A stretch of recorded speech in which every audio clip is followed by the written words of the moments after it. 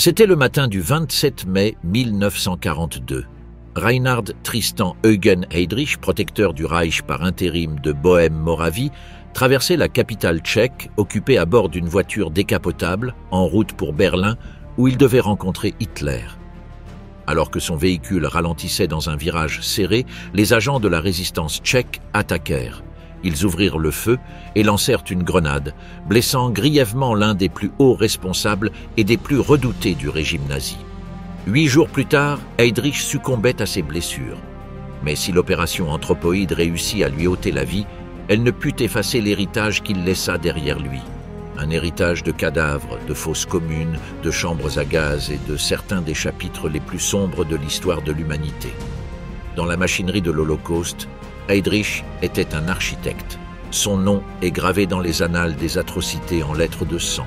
Et pour honorer son héritage, Hitler rebaptisa leur plan Opération Heydrich, le sinistre projet d'extermination des Juifs d'Europe. À l'ombre de Wannsee. L'idéologie nazie elle-même reposait entre autres sur la haine des Juifs. Au fil des ans, les restrictions imposées à ces personnes se multiplièrent. Bientôt, les camps de concentration et les exécutions provisoires suivirent. Partout où les nazis s'aventuraient, le peuple juif craignait pour sa vie, et il avait parfaitement raison de penser ainsi. À l'été 1941, l'Holocauste battait son plein dans toute l'Europe occupée. Les Einsatzgruppen suivaient de près la Wehrmacht, organisant des exécutions de masse en Ukraine, en Biélorussie et dans les pays baltes. Pourtant, cela ne suffisait pas à Himmler. Ces massacres étaient insuffisants, et lui et son groupe croyaient en une solution industrielle, créée pour anéantir toute la population d'une manière nouvelle et sinistre. Les discours d'Himmler durant cette période, bien que codés, laissaient peu de place aux erreurs d'interprétation. La question juive, disait-il à ses subordonnés, ne serait pas résolue par des demi-mesures. En juillet, Hermann Göring signa une directive à Reinhard Heydrich, chef de l'Office central de sécurité du Reich, lui demandant d'élaborer un plan détaillé pour la prétendue solution finale de la question juive. Il ne s'agissait pas d'un simple document ni d'un ordre, mais d'un processus continu. Le premier camp d'extermination de Chelmno commença à fonctionner fin 1941, utilisant des camions à gaz. C'est là que commencèrent les premières expérimentations de crémation. Bien que les fosses communes aient été la méthode d'élimination par défaut durant les premiers mois, les préoccupations liées à l'hygiène, aux maladies et surtout aux découvertes futures ont conduit les planificateurs à envisager des alternatives.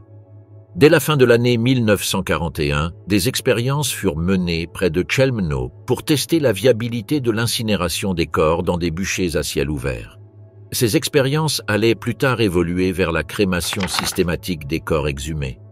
Mais Heydrich avait une vision à bien plus grande échelle, celle d'un réseau d'installations d'extermination conçu dans un seul but, le meurtre à l'échelle industrielle. Hans Müller, ancien officier SS, se souviendra plus tard. Il était clair pour nous que la solution ne résidait pas seulement dans les fusillades de masse qui devenaient inefficaces. Nous devions agir plus rapidement, plus efficacement et avec le moins de conséquences émotionnelles possibles pour les troupes. Himmler, Göring et Heydrich étaient obsédés par l'idée de mécaniser ce processus. Les premières esquisses de l'opération remontent à octobre 1941, avant la tristement célèbre conférence de Wannsee. Les 3 principaux centres de mise à mort, Belzec, Sobibor et Treblinka, n'étaient pas conçus comme des camps de travail ou des lieux de détention, mais comme des usines de la mort. Pourtant, l'opération devait rester totalement secrète. Peu après, la conférence de Wannsee eut lieu. Le 20 janvier 1942, 15 hommes entrèrent dans une villa au bord du lac Wannsee. Il s'agissait de hauts dirigeants SS, de bureaucrates et de ministres. Ils n'étaient pas là pour débattre de l'Holocauste, mais pour le gérer. Aucun dilemme moral n'était posé. Reinhard Heydrich, grand, impitoyable, était à la tête de la table. Il parlait avec une autorité cinglante, non pas de front ou de questions militaires, mais de la solution finale à la question juive. Cet hiver-là, les nazis avaient déjà assassiné des centaines de milliers de juifs par balles à l'Est. Cela laissa des cicatrices psychologiques chez ceux qui pressaient à la détente. Heydrich recherchait l'efficacité. À Wannsee, le génocide était bureaucratisé. Heydrich, qui accueillait officieusement la réunion, déclara « Sous une direction appropriée, dans le cadre de la solution finale, les Juifs seront affectés à des travaux appropriés à l'Est. Mais ceux qui étaient inaptes au travail, la grande majorité, seraient traités différemment. Et tous savaient ce que cela signifiait. » La construction de Belzec avait déjà commencé en novembre 1941. En 1h30 environ, autour d'un verre de vin et de cigares, ils répartirent les Juifs d'Europe par pays. Plus de 11 millions d'entre eux durent être déportés vers les camps d'extermination de la Pologne occupée. La déportation signifiait la mort. Bien qu'ils soient en train de gagner la guerre à cette époque, les nazis voulaient dissimuler leurs actions à la population. Les centres d'extermination devaient être déguisés en camps de transit. Par exemple, plus tard à Treblinka, les horaires des trains étaient identiques à ceux des transports civils. On annonçait aux victimes qu'elles étaient relocalisées afin d'empêcher toute résistance et de maintenir l'illusion jusqu'au dernier moment. Et tous les présents savaient ce que signifiait réinstallation. C'était du gaz. Des personnalités comme Eichmann, Müller, Stuckart et Freisler s'exprimaient avec un légalisme froid. Eichmann prenait des notes, conscient que cette réunion était historique, même si les derniers comptes rendus seraient dactylographiés et épurés. Bien que tous soient d'accord et partagent les mêmes objectifs, des débats eurent lieu sur les mariages mixtes, les demi-juifs et la résistance potentielle des gouvernements étrangers. Mais personne ne remettait en question l'horreur morale. L'ambiance était strictement professionnelle. À partir de cette vie-là, et dès cet instant, la machine du massacre s'est accélérée. L'Holocauste n'est plus seulement devenu une campagne de haine, mais une campagne de papier, de signatures, de graphiques et de calendriers. Plus tard, lors de son procès à Jérusalem en 1961, Eichmann a rappelé « Nous n'étions pas assis là à nous attaquer sans relâche. C'était un langage de professionnels parlant d'un sujet qu'ils traitaient depuis des années. » Cette coordination entre l'opération Reinhard et la Reichsbahn, la compagnie ferroviaire nationale allemande, est souvent considérée comme peu importante, même si elle l'était. Chaque train d'extermination nécessitait une planification rigoureuse afin d'éviter les retards sur les lignes. Ces lignes étaient utilisées pour la logistique militaire et les ingénieurs et fonctionnaires travaillaient à l'adaptation de l'infrastructure ferroviaire afin d'atteindre les quotas de meurtre. Ils n'étaient pas des participants passifs. Leurs empreintes bureaucratiques étaient visibles sur chaque manifeste de transport, chaque horaire, chaque locomotive détournée. Le cercle intérieur, les hommes d'Himmler et la naissance de la solution finale. Alors que 1941 touchait à sa fin, les armées allemandes progressaient profondément en territoire soviétique et tout leur était favorable. Mais Himmler travailla sans relâche à son projet qui commença à prendre forme avant même le protocole de Wannsee. En octobre, Himmler choisit personnellement Odilo Globoknik, chef SS et de la police du district de Lublin, au sein du gouvernement général, pour orchestrer l'extermination industrielle des Juifs dans les territoires polonais occupés. Né à Trieste et élevé dans l'Autriche post-impériale, il était un nazi convaincu bien avant la prise du pouvoir par le parti. Comme nombre de ses collègues, Globoknik échoua dans ses études et ses affaires, mais il fit preuve de ce dont l'idéologie nazie avait le plus besoin, loyauté, brutalité et zèle idéologique.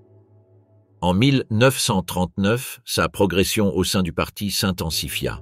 À Lublin, loin de Berlin, Globoknik supervisa les déportations massives, la ghettoisation et les premières expériences de meurtre organisées. Globoknik n'avait pas été choisi arbitrairement. Il faisait preuve d'une efficacité redoutable et parvenait à surmonter les problèmes bureaucratiques avec aisance, ce qui était idéal pour les missions secrètes. Les dilemmes moraux ne lui posaient jamais de problème. À partir de ce moment, la politique de ghettoisation et de déportation se transforma en extermination totale. La solution finale battait son plein. Globoknik, qui opérait depuis son bureau du château de Lublin, créa rapidement un cercle d'hommes de confiance pour accomplir sa mission.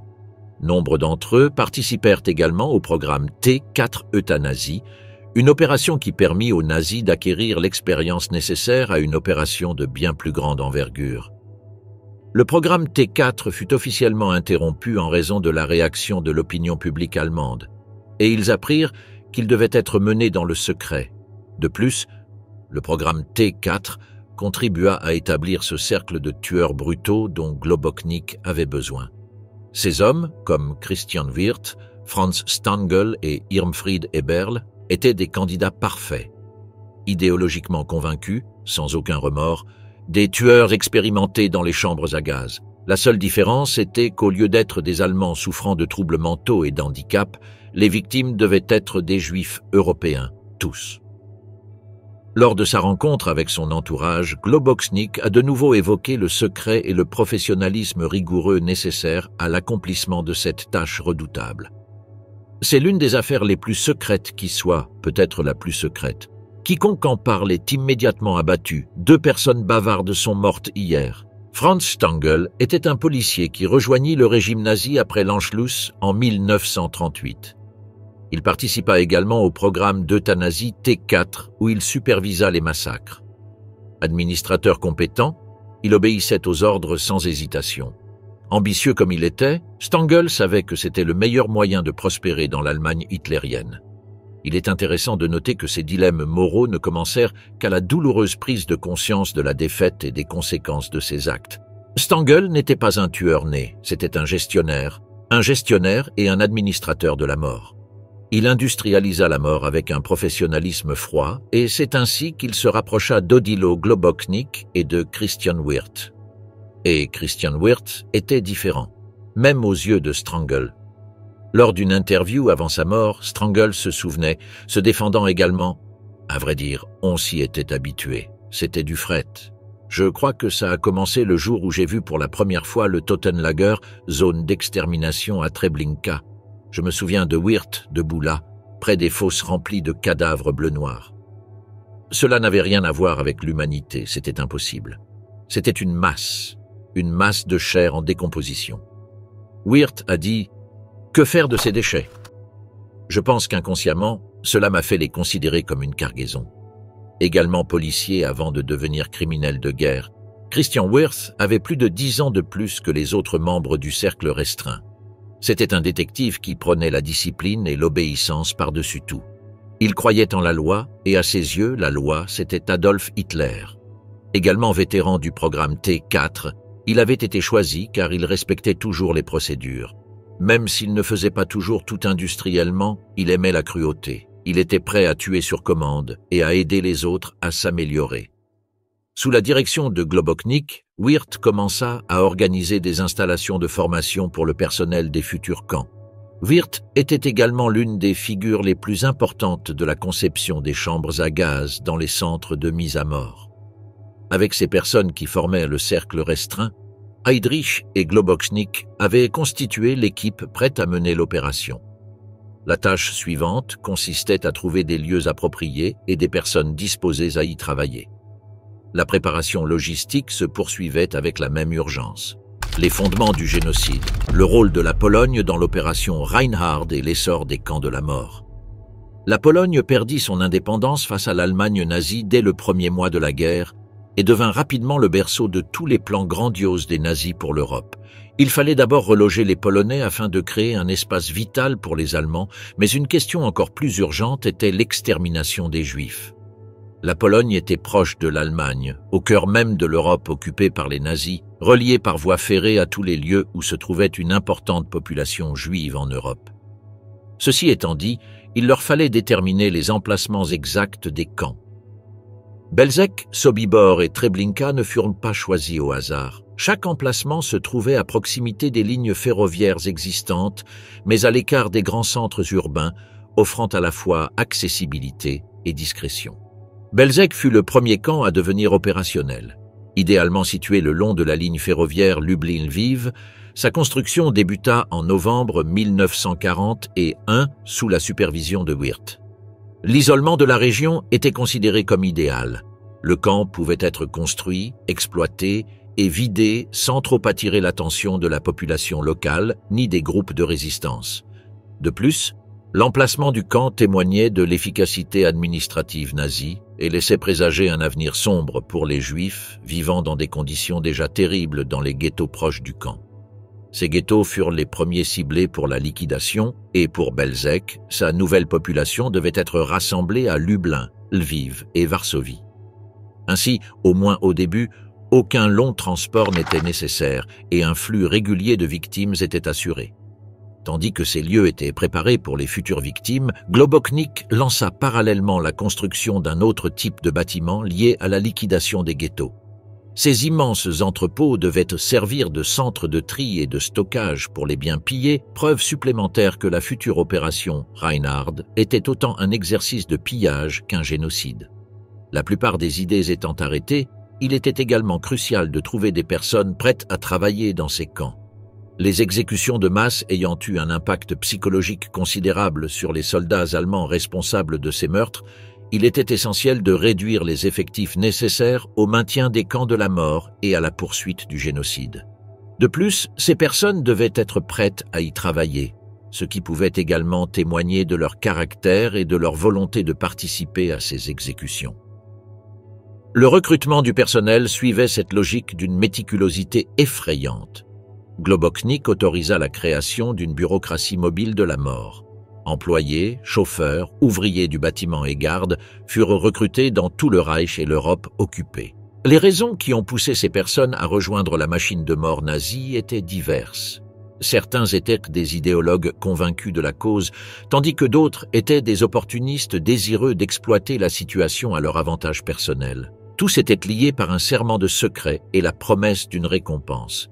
Le secret était primordial, et les SS ont même créé des unités secrètes, comme le SS Sonderkommando Belzec, pour entretenir l'illusion que ces camps étaient des centres de transit ou des points de déploiement de main-d'œuvre.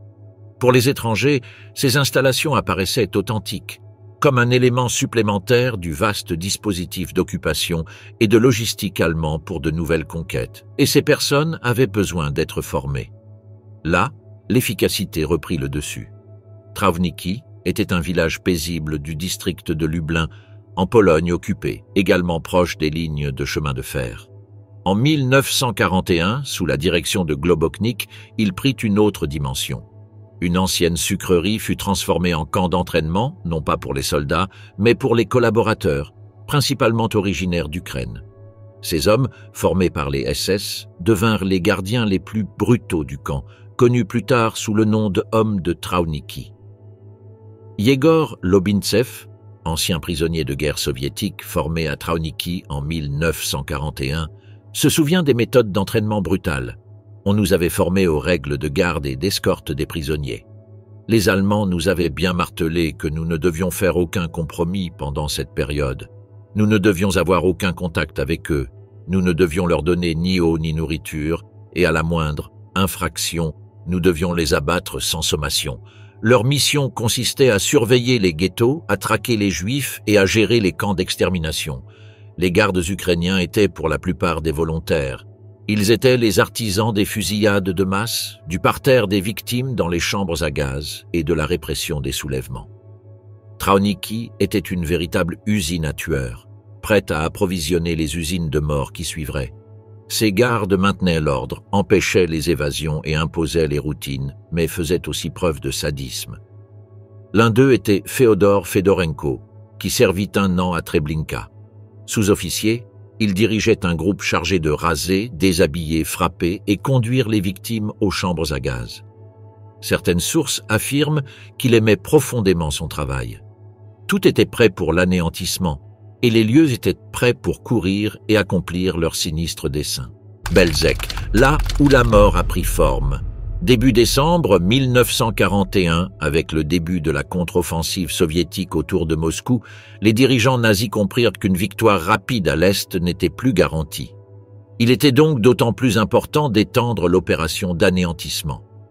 Pour des hommes comme Globoknik et Wirth, il s'agissait d'un front parallèle à la guerre, une guerre contre ce qu'ils considéraient comme l'ennemi intérieur, plus importante encore que celle contre les ennemis extérieurs. Dans ce contexte, les ingénieurs et les équipes de construction SS travaillaient dans le plus grand secret à préparer les infrastructures nécessaires au massacre. Contrairement à Auschwitz, où travail forcé et extermination étaient fusionnés dans un modèle hybride, les camps de Reinhard étaient des usines de mort au sens strict du terme. Les plans nazis, bien que secrets, n'étaient pas dissimulés de manière systématique. Ils étaient dissimulés au grand jour, conçus pour se fondre dans le paysage rural polonais, dissimulés par des forêts denses et des kilomètres de désolation. Le premier d'entre eux, Belzec, fut établi près de la région de Lublin et devint rapidement un modèle pour les autres. Le plan des centres d'extermination était d'une simplicité trompeuse et conçu par Christian Wirth. Et tout commença à Belzec. Dans le froid du début novembre 1941, la construction commença dans le village de Belzec. Le village était suffisamment isolé pour échapper à tout soupçon, mais suffisamment proche des populations juives des districts de Lublin et de Galicie pour permettre une déportation rapide.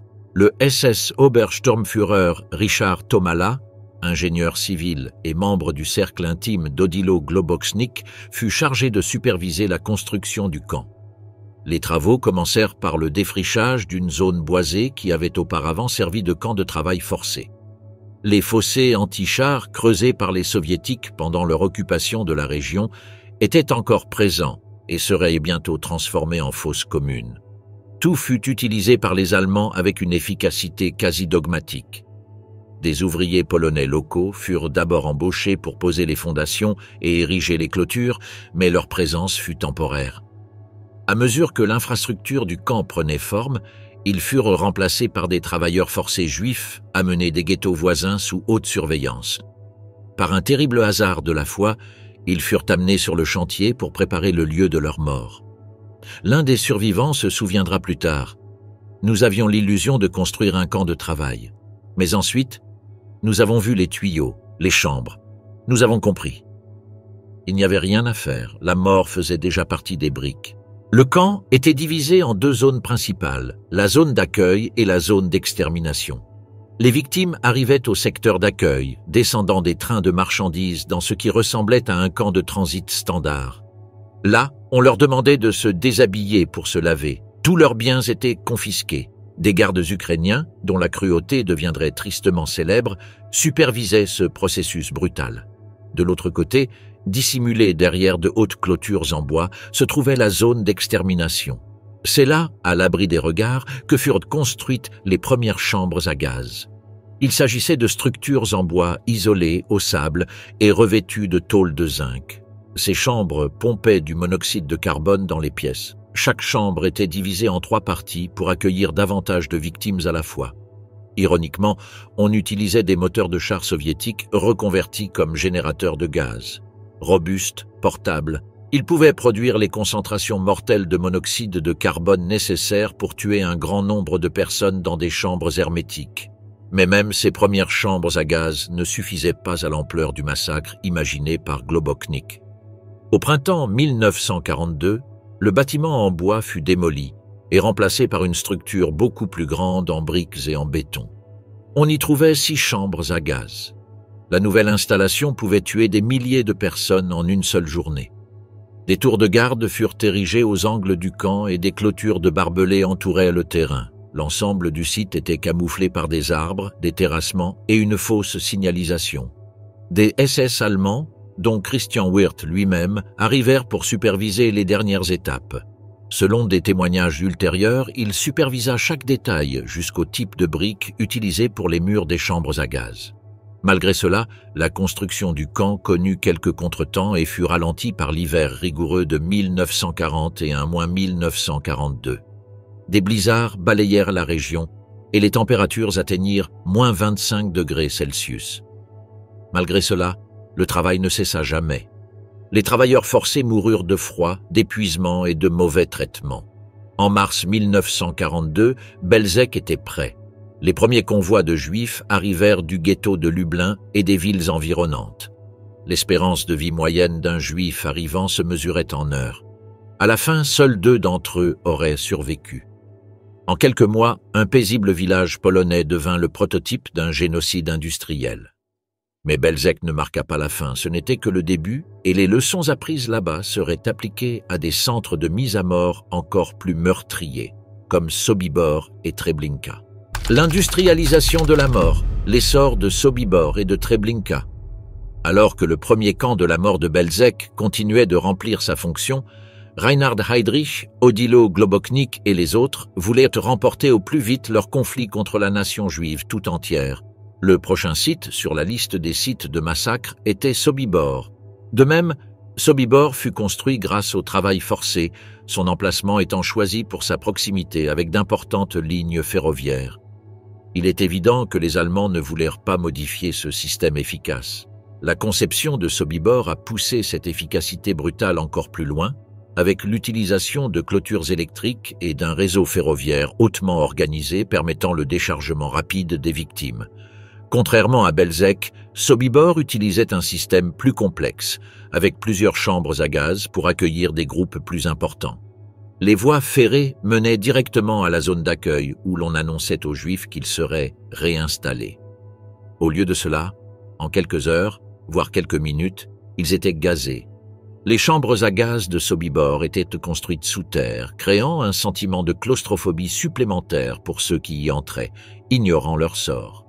Quelques mois après son ouverture, en 1942, le bilan de Sobibor avait atteint des dizaines de milliers de morts, un chiffre stupéfiant qui reflétait l'efficacité des autres camps de la mort. Un survivant de Sobibor, Thomas Blatt, se souviendra plus tard. « Nous sommes passés devant des fleurs, je me souviens encore des fleurs. Elles étaient plantées devant le bâtiment des chambres à gaz, comme si la mort avait besoin d'être décorée. » Sobibor ouvrit ses portes en mai, suivi de Treblinka en juillet. C'était le plus tristement célèbre des trois, celui qui mit fin au plus grand nombre de personnes, et Treblinka était synonyme de mort. Le camp allait finalement surpasser Belzec et Sobibor en nombre de victimes, car il servait de plaque tournante de la machine d'extermination nazie. La proximité de Treblinka avec le ghetto de Varsovie assurait un flux constant de victimes. Le processus d'extermination du camp était d'une rapidité effroyable, conçu pour traiter un nombre inimaginable d'êtres humains chaque jour. Contrairement aux autres camps, la direction de Treblinka croyait à l'anéantissement total. Les corps furent brûlés dans d'immenses fosses, témoignage grotesque de l'ampleur de l'opération. Franz Stangl, devenu commandant du camp, avoua plus tard lors de son interrogatoire « J'ai la conscience tranquille. Je n'étais que le commandant du camp. Je n'ai jamais tué personne. J'étais juste responsable du transport et de l'organisation. Mon travail consistait à faire avancer les choses. » À Treblinka, des moteurs diesel généraient du monoxyde de carbone mortel qui remplissait les chambres à gaz. L'officier SS Kurt Franz se vantait qu'une fois un convoi arrivé, le camp pouvait traiter des milliers de personnes en moins de 2 heures. Pourtant, il tenait à préserver le secret. Par exemple, le village de Treblinka a vu sa modeste voie d'évitement modernisée pour accueillir des trains transportant des milliers de déportés chaque jour. Les nazis construisirent de fausses gares à Treblinka avec de faux horaires et des symboles de la Croix-Rouge. L'objectif était la rapidité, le silence et l'effacement total. Rien qu'entre juillet et septembre 1942, plus de 265 000 Juifs du ghetto de Varsovie furent envoyés à Treblinka et assassinés. Richard Glazar, survivant et membre d'un petit groupe ayant réussi à s'échapper, se souvient « On nous avait dit que nous allions travailler en Ukraine, mais j'ai vu les cendres dans l'air. Nous les avons toutes vues. Le camp engloutissait des vies chaque jour. » À mesure que l'infrastructure de ces deux camps prenait forme, il devint évident que Sobibor et Treblinka marqueraient une évolution terrifiante. Ce n'étaient pas des camps au sens traditionnel du terme. Il n'y avait ni baraquement pour la survie, ni plan de travail à long terme. Lorsque des malheureux pénétraient dans ces camps, leur seul but était facilement découvert. Ils étaient construits pour exterminer. Au fil du temps, face à l'augmentation du nombre de victimes, les camps s'adaptèrent, souvent agrandis ou remodelés pour assurer un fonctionnement plus fluide. À Sobibor, par exemple, les chambres à gaz furent reconstruites après que les structures initiales se soient révélées insuffisantes.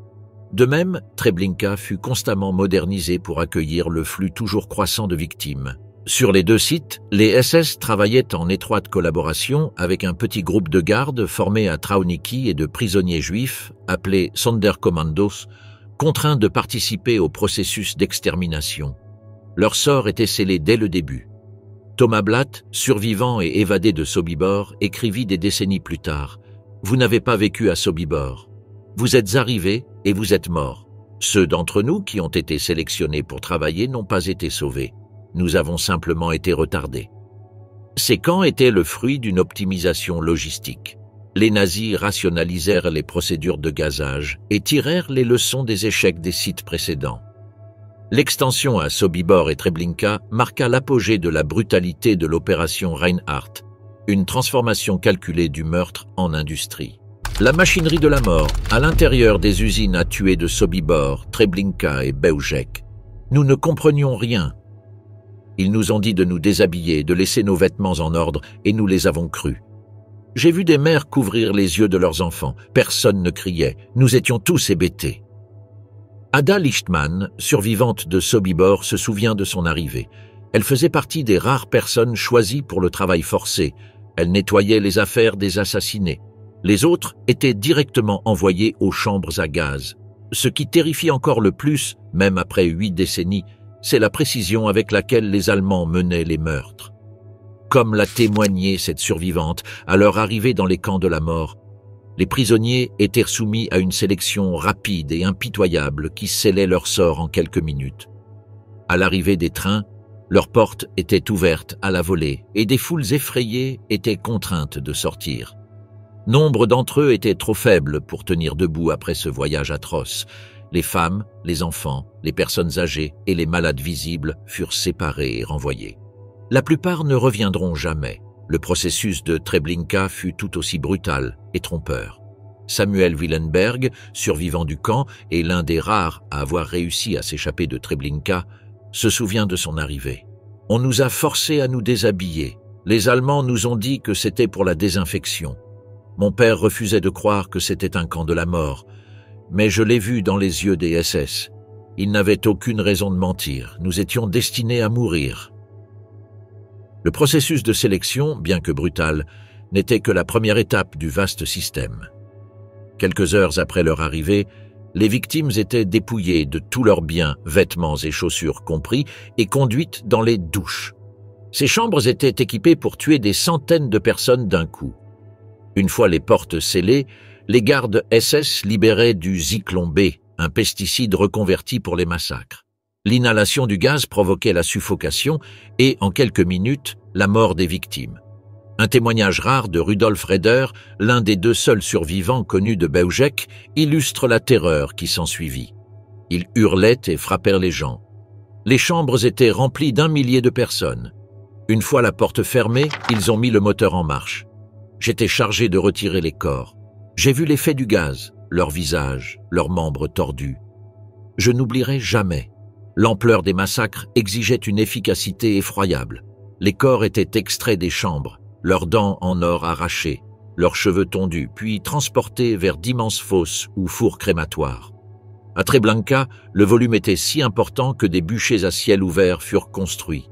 Les cendres de dizaines de milliers de personnes furent broyées et dispersées pour dissimuler toute preuve. L'un des aspects de l'organisation interne des camps était la répartition des tâches entre les différentes unités SS, ce qui contribuait à assurer la continuité du processus d'extermination. Parmi ces unités figuraient les SS Totenkopfverbände, unités tête de mort, qui supervisaient les opérations quotidiennes des camps, notamment la garde des prisonniers et la gestion de la logistique des massacres. Les unités spéciales des Einsatzgruppen étaient responsables des opérations mobiles d'extermination, tandis que les chambres à gaz, les crématoires et diverses autres méthodes d'extermination étaient administrées par le personnel SS et civil des camps. La hiérarchie brutale du système campagnard nazi visait à déshumaniser tant les prisonniers que le personnel chargé de ces tâches, favorisant un environnement où le massacre de masse devint institutionnalisé, systématique et d'une efficacité inquiétante. Franz Suchomel, officier SS à Treblinka, fit plus tard une confession glaçante après la guerre. Tout était si normal. On avait des ordres et on les suivait. Il y avait un plan pour tout. Combien tuer? Quand brûler les corps? Comment nettoyer les chambres? C'était comme une usine. Les camps de Treblinka, Bełżec et Sobibor furent construits non pas pour l'emprisonnement, mais pour l'élimination. Contrairement à Auschwitz, dont la fonction était hybride, ces installations avaient pour unique objectif l'extermination. Pas de grandes baraques, ni de corvées intensives. Il n'y avait que l'arrivée, la tromperie, la mort et l'élimination. Comme dans les 2 plus grands camps, à Bełżec, les victimes passaient par une zone d'admission où elles étaient contraintes de se déshabiller avant d'être dirigées vers les chambres à gaz. Ces chambres étaient dissimulées derrière la façade d'une salle de douche afin de maintenir l'ordre.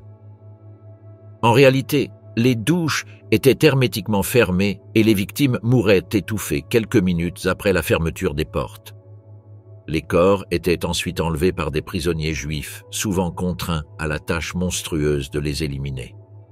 Un membre du Sonderkommando se souvient « Ils nous ont fait sortir les corps. Les yeux des morts étaient encore ouverts, la bouche tordue. Nous n'avions pas de nom, seulement des numéros. Nous n'avions aucune force, seulement la peur. » Témoignage de Chaim Hirsman, l'autre survivant de Belzec, 1945. Après les massacres, les corps furent jetés dans des fosses communes, puis exhumés et brûlés dans de grands bûchers à ciel ouvert. Cette opération, connue sous le nom de Sonderaktion 1005, visait à effacer toute trace matérielle. Franciszek Ząbecki, cheminot polonais, témoin du flux constant de trains vers Treblinka, témoigna plus tard. L'odeur, la fumée, ça n'a jamais cessé. On savait ce qui se passait. On ne pouvait juste pas en parler. L'opération battait son plein, mais en 1942, elle dut changer de nom, et la raison en fut très problématique pour les Allemands. Vengeance et châtiment. L'assassinat d'Heydrich est le prix infernal de la résistance. Malgré l'immense secret, la nouvelle des exterminations commença à se répandre. Des rapports clandestins parvinrent à la résistance polonaise et furent diffusés clandestinement vers l'Ouest. Cependant, rares étaient ceux qui pouvaient en saisir l'ampleur ou la vérité. Pendant ce temps, la machine de la mort continuait de fonctionner. Pourtant, un nom devint le plus souvent associé à la brutalité et au massacre nazi, celui de Reinhard Heydrich. Cette réaction provoqua la colère du gouvernement tchèque en exil à Londres, qui décida d'éliminer la plus importante figure nazie à Prague. Ce fut une action minutieusement planifiée, préparée pendant des mois et exécutée avec des nerfs d'acier. Fin 1941, le Special Operations Executive britannique et le gouvernement tchécoslovaque autorisèrent l'assassinat du boucher de Prague. L'opération Anthropoïde devait être menée à bien par deux jeunes parachutistes tchécoslovaques formés en Grande-Bretagne, Josef Gabčík et Jan Kubis. Ils furent parachutés en Tchécoslovaquie, occupés en décembre 1941 et passèrent des mois cachés à planifier, à recueillir des renseignements et à attendre le moment opportun. Comme indiqué au début, le matin du 27 mai 1942, Heydrich, connu pour son arrogance et son sentiment d'invincibilité, voyagea dans sa Mercedes décapotable sans escorte, comme il le faisait chaque jour. Gabčík saisit l'occasion et leva son arme, mais elle s'enraya. Sans hésiter, Kubis lança une grenade anti-char modifiée. Elle explosa près de la voiture, projetant des éclats d'obus profondément dans le corps d'Heydrich. Heydrich sortit de la voiture, pistolet au poing, tentant de poursuivre ses agresseurs avant de s'effondrer. Au début, il sembla se rétablir. Mais en quelques jours, l'infection causée par les éclats d'obus s'installa. Le 4 juin 1942, Reinhard Heydrich mourut dans un hôpital de Prague. L'un des hommes les plus puissants de l'Allemagne nazie avait été abattu en plein jour, un coup symbolique et stratégique porté au régime nazi.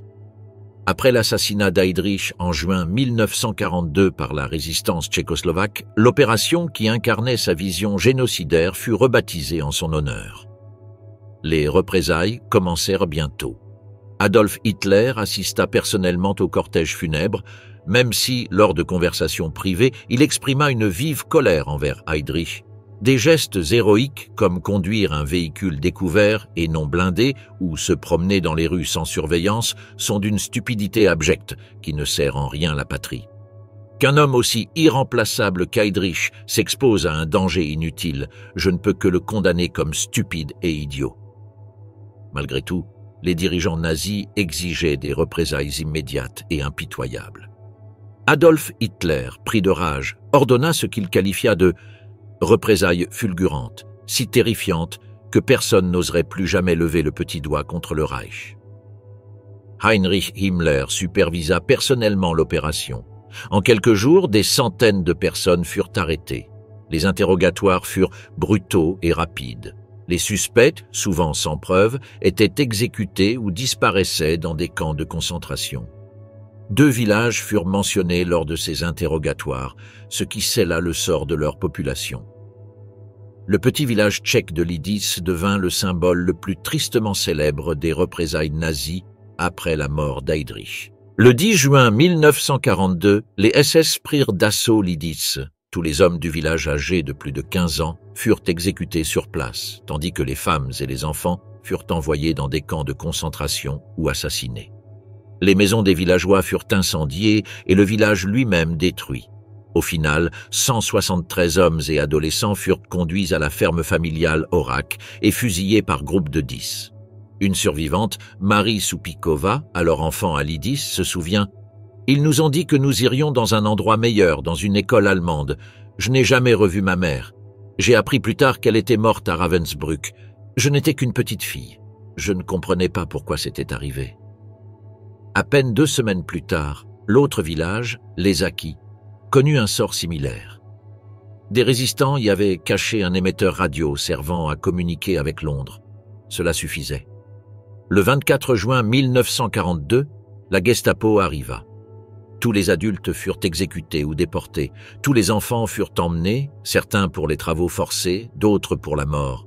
Les Acquis furent rayés de la carte. L'une des rares survivantes de les Acquis, une fillette de seulement 7 ans, témoigna plus tard « Ils ont dit qu'on serait rééduqués. Ma sœur n'est jamais revenue. Je me souviens des hommes en uniforme noir, de leurs chiens et de la peur sur le visage de ma mère. Elle me tenait la main si fort avant qu'ils nous séparent. » Les SS traquèrent quiconque, même de près ou de loin, était lié à l'opération. Plus de 5000 Tchèques furent arrêtés lors de la répression qui s'ensuivit. Parmi eux se trouvait le père Vladimir Petrek, de l'église orthodoxe de Prague, qui avait aidé à cacher les parachutistes dans la crypte de la cathédrale Saint-Cyril et Méthode. Lui et d'autres furent torturés pendant des semaines. Un prêtre survivant écrivit plus tard « Ils lui ont cassé les doigts, écrasé les côtes, mais il n'a jamais parlé. Son silence protégeait les autres. Il savait ce que cela signifiait. Il a choisi la mort. » L'affrontement final eut lieu dans cette même cathédrale. Après des semaines de traque, la Gestapo découvrit la cachette des assassins. Le 18 juin 1942, plus de 750 SS prirent d'assaut l'église. Gapsik, Kubis et leurs camarades les tinrent à distance pendant des heures dans une fusillade acharnée. À court de munitions, il choisira la mort plutôt que la capture. Un passant tchèque, Josef Kotula, se souvient de ce qu'il a vu depuis la rue. De la fumée s'échappait des fenêtres de la crypte et on entendait des cris en allemand. L'église tremblait à chaque explosion. Nous ne savions pas qui était à l'intérieur, mais nous savions que c'étaient des héros. L'architecte de l'Holocauste n'était plus et les Allemands déployèrent tous leurs efforts pour traquer ces assassins. De nombreux innocents périrent durant cette traque, tandis que d'autres finirent dans les camps qu'Heydrich contribua à retrouver. Il avait disparu, mais l'opération continua, désormais appelée Opération Reinhard. Extermination déchaînée, la phase finale de l'opération Reinhard. Bien que son cerveau ait disparu, l'opération Reinhard avait atteint son plein potentiel au milieu de l'année 1942. Les mois entre l'été et l'automne 1942 furent les étapes les plus coordonnées et les plus impitoyables de cette opération. Dans des villes comme Varsovie, Lublin et Radom, les communautés juives furent déchirées.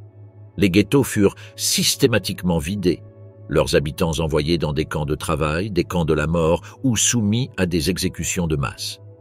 À Varsovie, près de 300 000 juifs furent déportés à Treblinka en un peu plus de 2 mois. Les survivants de cet enfer sur terre se souviennent du chaos comme si c'était hier. Chaim Goldstein, qui parvint à s'échapper pendant la grande déportation, écrivit plus tard « Nous avons été conduits comme des animaux jusqu'à l'Umschlagplatz. Des mères serrant leurs bébés dans leurs bras, des vieillards tremblants, des enfants en pleurs. J'ai vu un homme abattu pour s'être penché pour ramasser l'écharpe de sa mère.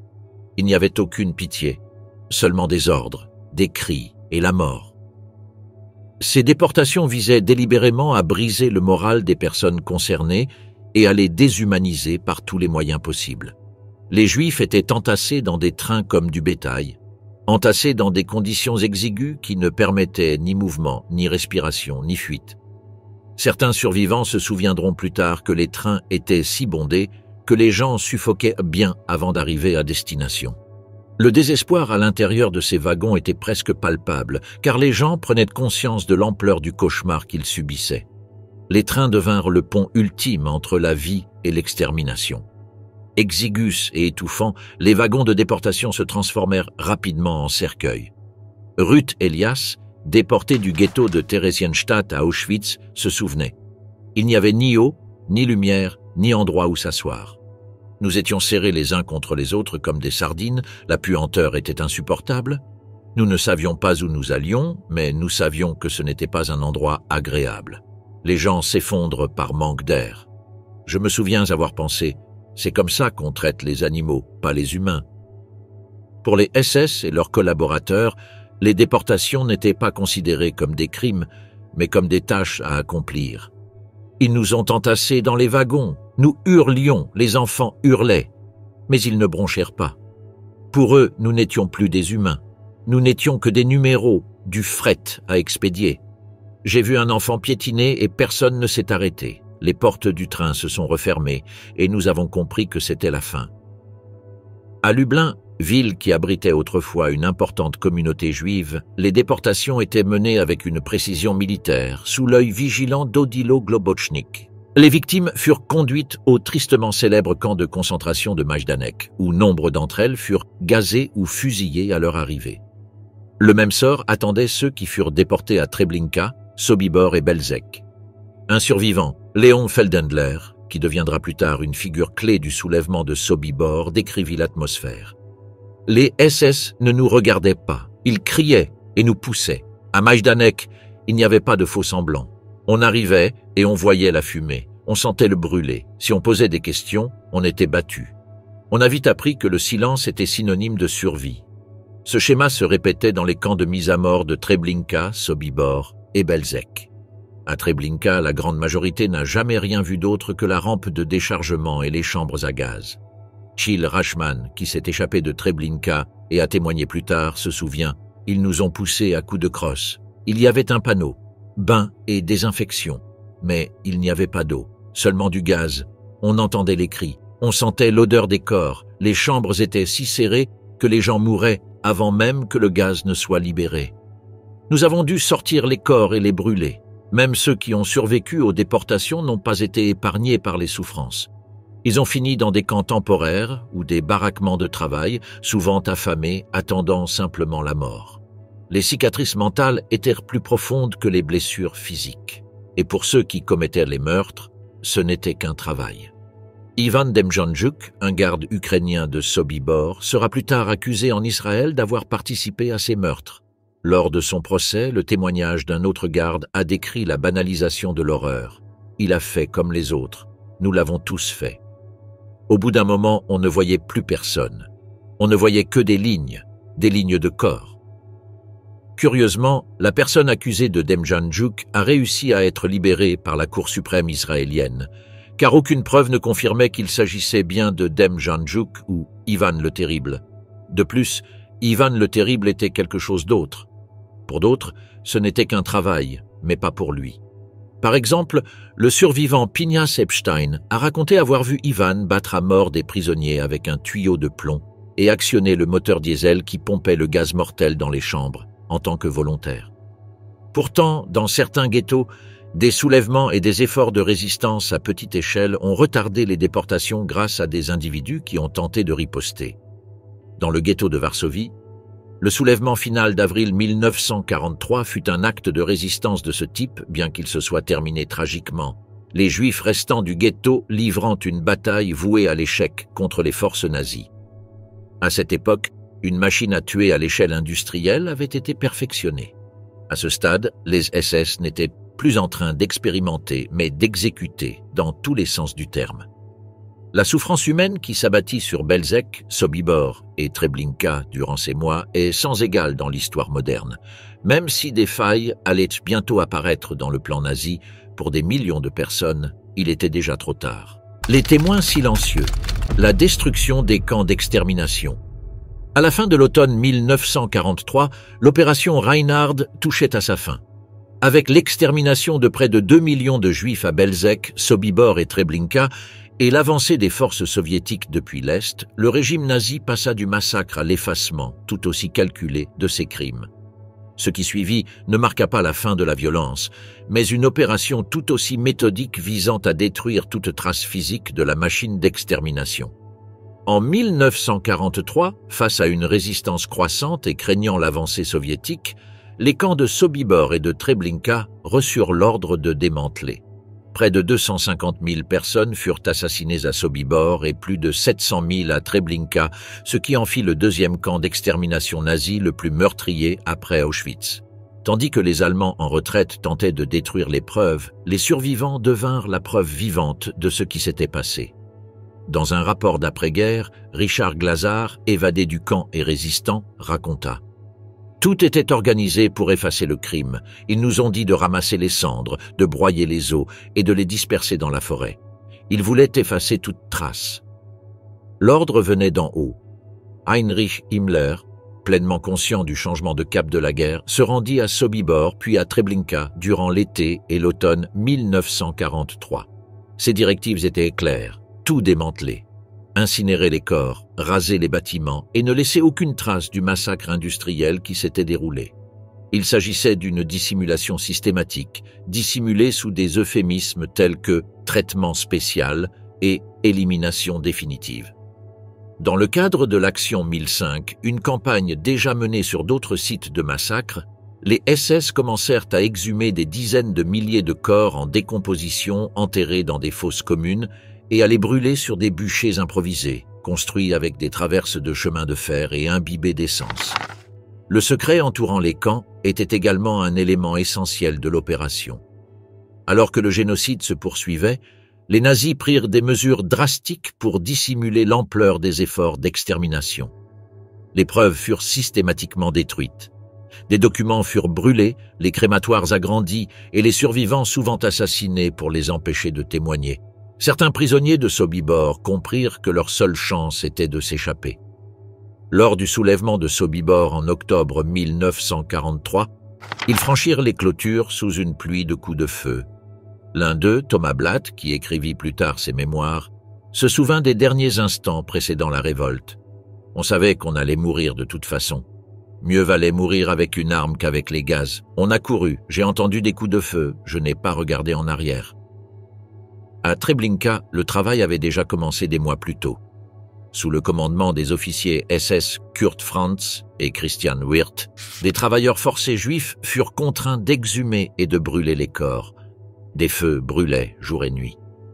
Un cheminot polonais passant près du camp se souvint plus tard de l'épaisse fumée noire qui persista dans le ciel pendant des semaines et de la puanteur qui imprégnait tout.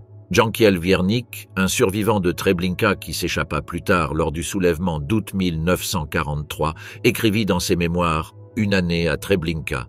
Les bûchers étaient hauts comme un homme. On empilait les cadavres, une couche après l'autre, avec du bois entre les bûches. Puis, on allumait le feu.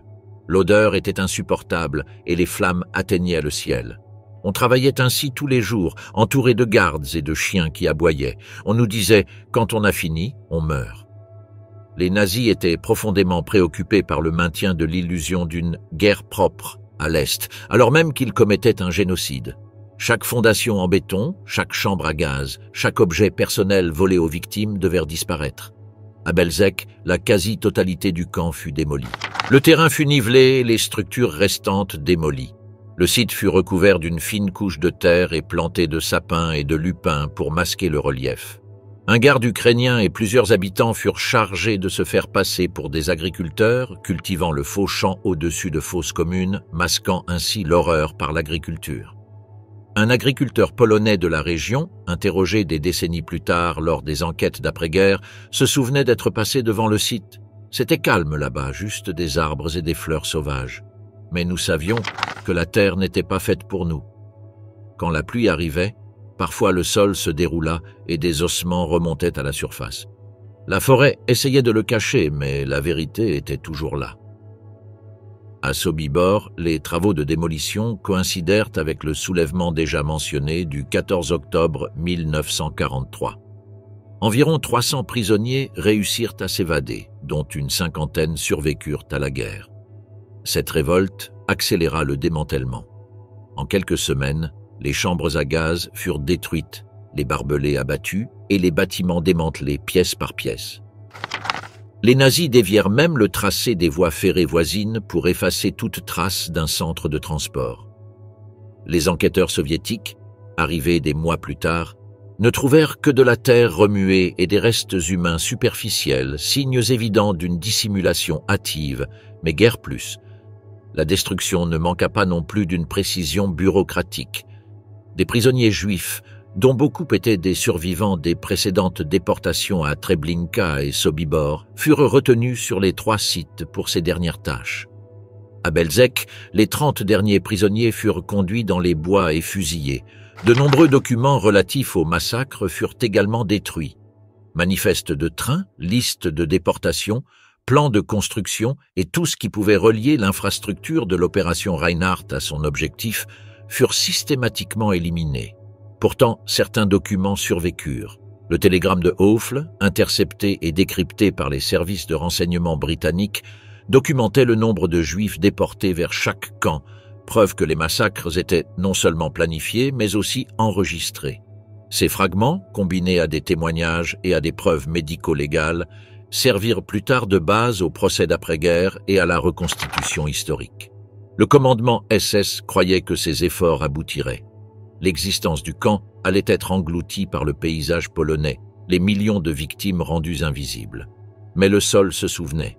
Dans les années qui suivirent la guerre, les enquêtes découvrirent des fragments, ossements, balles, jouets d'enfants, bijoux et dentiers. Ce n'étaient pas des reliques, mais des témoins, silencieux et irréfutables. Pour les rares survivants et évadés, les horreurs dont ils furent témoins furent difficiles à comprendre et à communiquer au monde.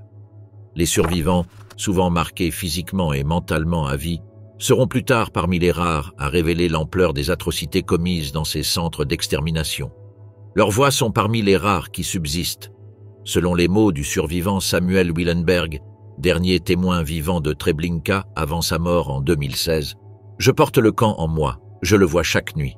Nous ne pouvons pas le laisser tomber dans l'oubli. » L'opération Reinhardt, qui a fait plus d'1,7 million de victimes en moins de 2 ans, a été la phase la plus intense de l'Holocauste. Chaque étape, de la rampe de chargement à la chambre à gaz, a été planifiée avec précision, dissimulant la mort derrière la bureaucratie, la tromperie et la routine. Les camps fonctionnaient sous le voile du secret, mais les témoignages des survivants ont brisé ce silence, offrant un aperçu du cœur froid de la machine génocidaire nazie.